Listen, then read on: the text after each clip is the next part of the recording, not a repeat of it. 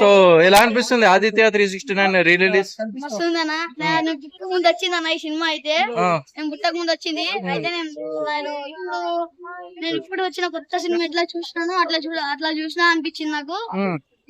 నేను వచ్చింది కాబట్టి నాకు ఓల్డ్ రిలీజ్ చాలా బాగా నచ్చింది.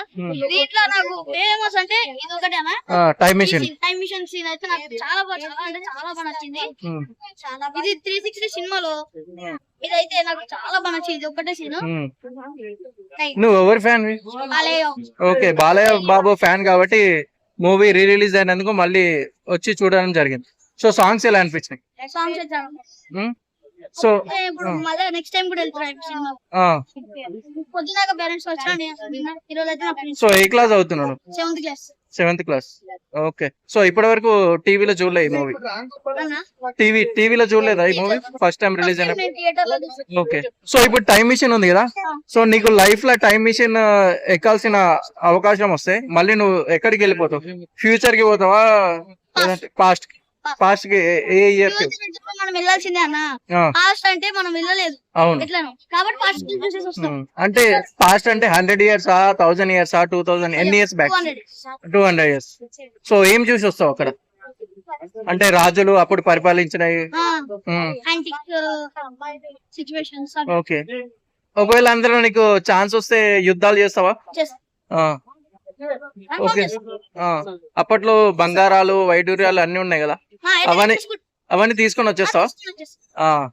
Okay okay, thank you. నీ పేరు? Okay, thank you. 9 సినిమా చూస్తుంటే మళ్ళా మేము మిషన్ లో పోయి బయటకు వచ్చినట్టు అనిపిస్తుంది. నిజంగా చెప్తున్నా, మిషన్ ఎక్కితే ఆ రియల్ లైఫ్ లో బాలకృష్ణ ఎక్కిరు కదా, మనం కూడా ఎక్కిపోతే ఎంత బాగుంటుందో. అంటే ప్రపంచాలు దాటి రావచ్చు, కానీ ఆ సినిమా తీసుకోవడానికి ముందుగా యాక్సెప్ట్ చెప్పాలి. ఈ సినిమా మనం అప్పట్లో మేము చిన్నగుణం సినిమా వచ్చినప్పుడు మళ్ళా స్క్రీన్ షేర్ చేసుకున్నాం థియేటర్ లో, మళ్ళా అదే సినిమా మళ్ళా రిలీజ్ చేసినట్టు ప్రీ రిలీజ్ ముందుగా యాక్సెప్ట్ చెప్పాలి. బ్యాక్గ్రౌండ్ మ్యూజిక్ కానీ, స్క్రీన్ ప్లే కానీ, డైరెక్షన్ కానీ ప్రతిదీ మనం ఎంజాయ్ చేస్తాం. మేం చెప్పాలంటే ఇక్కడ నుంచి మిషన్ దగ్గర నుంచి పోయిన తర్వాత మళ్ళీ అక్కడ వెళ్ళిన తర్వాత మళ్ళీ ఒక వేరే ప్రపంచంకి వెళ్ళిపోతాం. అంటే అప్పుడున్న రాజుల కాలం ఎలా ఉంటుందో, ఒక 500 సంవత్సరాల కథ మళ్ళీ బ్యాక్గ్రౌండ్ వెళ్ళిపోతుంది. అది చూస్తుంటే మాత్రం చాలా విచిత్రంగా ఉంటది. అంటే ఎక్కడ చూసినా మనం ఒక డిస్టర్బెన్స్ లేకుండా బ్యాక్గ్రౌండ్ మ్యూజిక్ కానీ, స్క్రీన్ ప్లే కానీ ప్రతిదీ బాగుంటది. ఫైట్ సీన్స్ కానీ. ఈ సినిమా సెకండ్ పార్ట్ రావాలని మేము ఎదురు చూస్తున్నాం. జై బాలయ్య, జై బాలయ్య.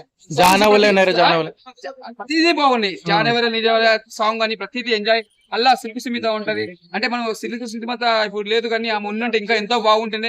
సిల్క్ గారు లేదు. ఈ మూవీలో తరుణ్ చైల్డ్ ఆర్టిస్ట్ గా చేసిండు. తరుణ్ గారు ఇప్పుడు చూస్తే హీరోగా అయిండు. అంటే అప్పట్లో ఆయన ఎంత కష్టపడ్డాడు, ఈ సినిమాలో కూడా అంత కష్టపడ్డాడు. నిజంగా పడే ముందుగా తరుణ్ గారికి హ్యాట్సాప్ చెప్పాలి. తరుణ్ గారు మళ్ళా మీరు సెకండ్ పార్ట్ లో కూడా మీరు ఉండాలి ఈ సినిమాలో అని మనస్ఫూర్తిగా కోరుకుంటున్నా. సో అప్పట్లోనే 40 కోట్ల వసూలు చేసింది ఆదిత్య 369. ఇప్పుడు ఎంత వరకు చేయొచ్చు? దాన్ని దాటిపోతుంది. జై బాలయ్య, జై బాలయ్య. ఒకవేళ పార్ట్ లో బాలకృష్ణ కొడుకు చేస్తే ఏ విధంగా ఉండదు? లేదు, బాలకృష్ణ చేయాలి. సెట్ కాదు, బాలకృష్ణ చేస్తేనే సెట్ అవుతుంది. సూపర్.